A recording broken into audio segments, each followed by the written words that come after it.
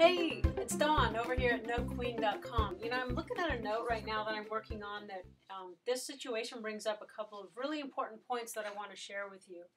I mean, when I first got this note, I'm going, yes, this is going to be easy. This is going to be great.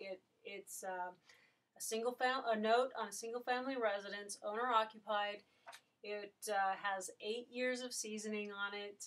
And the seller was actually realistic about the price that she could get for her note, which is also really nice. Anyway, so we're going through and we're getting the paperwork together, and I said, okay, well, now that we've got, you know, XYZ together, now I'm going to need you just to get me a copy of the insurance, the hazard insurance on the property, listing you as lost payee or additional insured, as well as just proof of the last 12 payments. You know, canceled checks, bank statements, whatever proves that the note payer really was paying you on time as you say. We're going to need to prove that. She emailed me back and said that you know, that she'd been letting the guy pay with money orders, and then she would just cash them, so there was no paper trail for these things, and that was like, okay.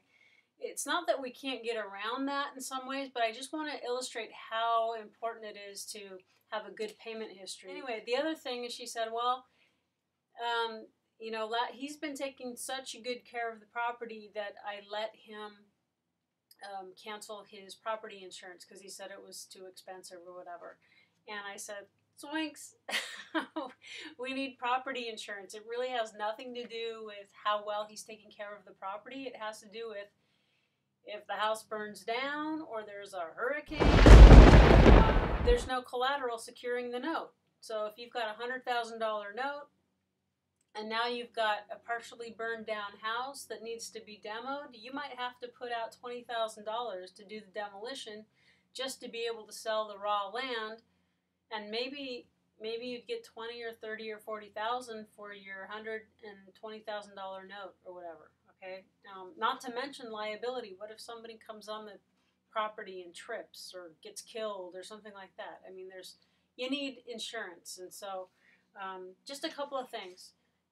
Payment history, using a note servicer is great for that because that's third-party, independently verified payment history. You've got to have a note. If you're saying that this note is paying on time, you're purporting that you have a certain type of investment that pays in a certain way, and you got to be able to prove that. Additionally, insurance, you got to make sure that there's collateral securing the note. And it's not going to work to say, okay, well, I'll pay for the insurance. Well, that's fine for this year. It's kind of like a forced place policy. But what happens for next year? We need the payer to get the insurance and pay out of his own pocket. And if he can't do that, then that tells us something about the security of the note. Maybe he's having too hard of a time and all of that. And then we'd have to price the note differently. So anyway, this was a great note in a lot of ways, and I hope that we get the problem sorted through so that we can still do this transaction. But anyway, and that's enough for today. All right, have a good one. Bye-bye.